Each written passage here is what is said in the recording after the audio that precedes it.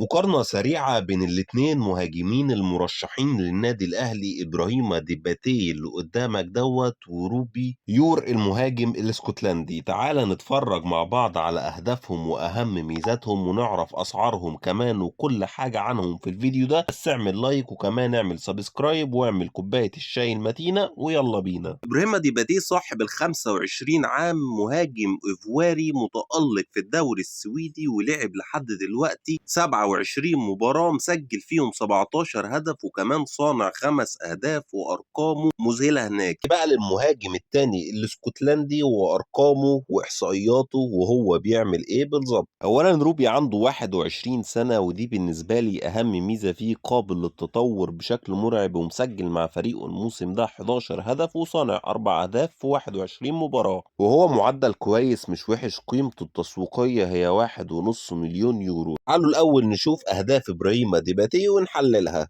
ده أول هدف معانا لإبراهيم، عايزك تتفرج على تحركه جوه ال 18 وسيبك من التحرك خالص، إزاي استقبل العرضية على طول بيمينه بحركة بهلوانية ولا أروع في البعيدة، لدرجة إن حارس المرمى أصلا ما توقعش إن الكورة هتروح في المكان ده بالطريقة دي بالحلاوة دي. فينش مرعب من مهاجم، لو جه هيفرق كتير جدا. وده تاني هدف معانا، وشوف ازاي هروبه من المدافع واستلامته للكورة العرضية على صدره بمنتهى الهدوء وكنتروله على الكورة والفينش بيمينه على طول شومة في المرمى، بيودي ما بيفكرش مرتين. وده الهدف التالت معانا، وعايزك تتفرج على التحرك الذكي ما بين الاتنين مدافعين، وبعد التحرك الفينش اللي من مرة واحدة ومن لمسة واحدة بشماله بقى مش بيمينه، على طول في الزاوية البعيدة والصعبة على حارس المرمى، حتة كده زي بتاعت وسام أبو علي في ماتش بورتو، بشماله برضه بيخطف الكورة كده خط راجل مواليد منطقة الجزاء. ده الهدف الرابع معانا، وزي ما انت شايف كده بيسبق الاتنين مدافعين وبيخطفهم كالعادة وبيروح بشماله ويرقص حارس المرمى ويحط الجول في الشباك الخالية خالص من حارسها بعد ترقيصة بشماله وحطة بيمينه. الجون الخامس والضغط المتقدم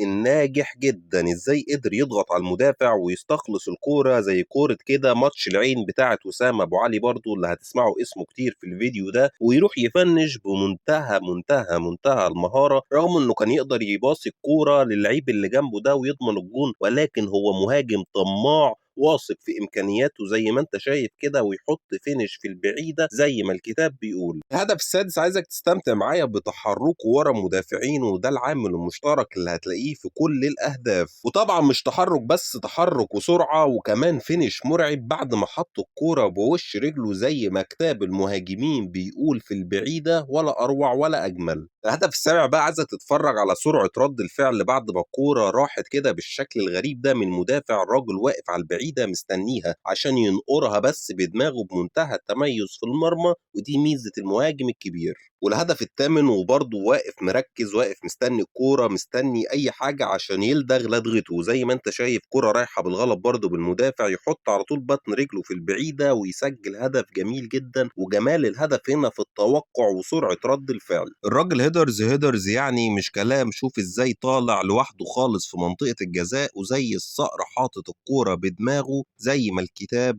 بيقول. وده الجول العاشر والاخير معانا، وزي ما وريتك الجول زي ده بشماله، تعالى اوريك واحد بيمينه، وهو الهدف ده برضه من لمسه واحده من خطفه واحده ياخد السروع على طول في الجول، رجله حافظه الجون وعارفه مقاساته وعارفه ابعاده وعارفه كل حاجه عنه. ندخل بقى على اهداف هاري كين اسكتلندا ونحللها مع بعض.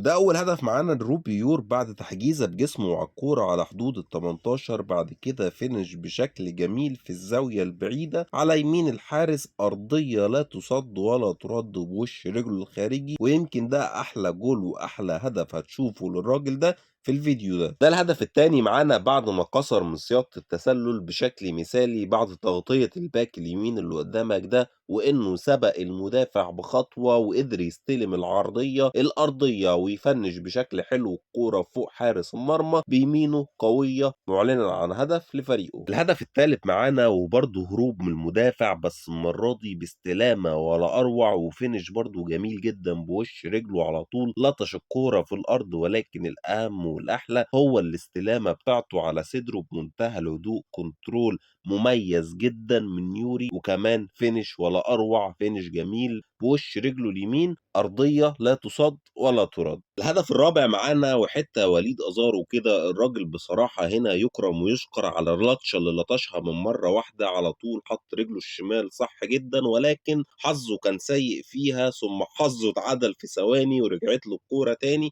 عشان يحطها والشباك خالية تماما. ده هدف يبدو لك انه هدف سهل جدا، ولكن عايزك تركز على تحرك الراجل ده. هو تحرك مهاجم ازاي، اخد خطوة على ناحية المدافع ثم اخد خطوة للخلف، فضى نفسه تماما وحط الكورة وفنشها في الشبكة. وهو ده المهاجم اللي انت محتاجه، مهاجم على طول بيعرف يسرق المدافع ويعرف يفنش جوه منطقة الجزاء. وهنا برضو نفس القصة، أرضية عرضية يخش على طول يفنش، ولكن المرة دي الفينش جه بشماله. وهنا ميزة تانية، الراجل بيقدر يفنش برجليه الاتنين، حط شماله على طول في الكورة وسط كل المدافعين دول وأحرز هدف لفريقه. وده هدف جديد وسرعة رد فعل جديدة وكورة ملعوبة له من لمسة واحدة على طول. الراجل واقف في كسر من الثانية، أخد القرار، حط الكورة بيمينه، فينش مذهل في وقت قليل جدا. القرار السريع، وهي دي أهم ميزة في أي مهاجم. وده هدف تاني بيثبت أكتر وأكتر إنه عنده ميزة الهروب من المدافعين، وإزاي بيقدر يتمركز وعلى طول من لمسة واحدة بيحط العرضية الأرضية في المرمى. ولكن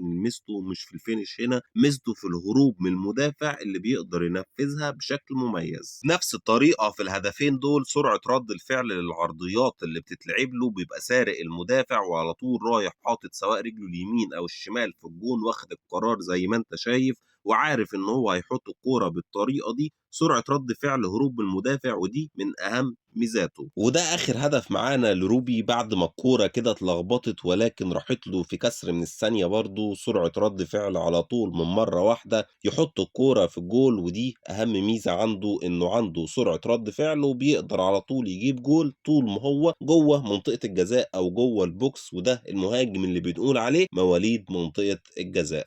دي كانت مقارنة سريعة بين الاتنين مهاجمين المرشحين دلوقتي للنادي الأهلي، ولكني بميل أكتر لإبراهيم ديباتي المهاجم الإيفواري، لأنه مهاجم سريع وقوي وهداف، وزي ما شفنا أهدافه متميزة كتير جدا عن المهاجم الاسكتلندي. ولذلك أنا بتمنى إبراهيم ديباتي، خاصة إنهم تقريبا نفس القيمة السعرية، بس مين هيفرق مع الأهلي ومين هيبقى جراديشار جديد. ولذلك أتمنى إبراهيم ديباتي. والأخبار اللي طالعة إن إبراهيم ديباتي هو اللي اقرب. قول لي انت كمان رايك في الكومنتات، تتمنى تشوف مين في الاهلي، ابراهيم ديباتي ولا روبي؟ وانا اتمنى ابراهيم ديباتي. ما تنساش تعمل سبسكرايب ولايك للفيديو، وكمان متابعه لصفحه الفيسبوك. وبس كده، سلام.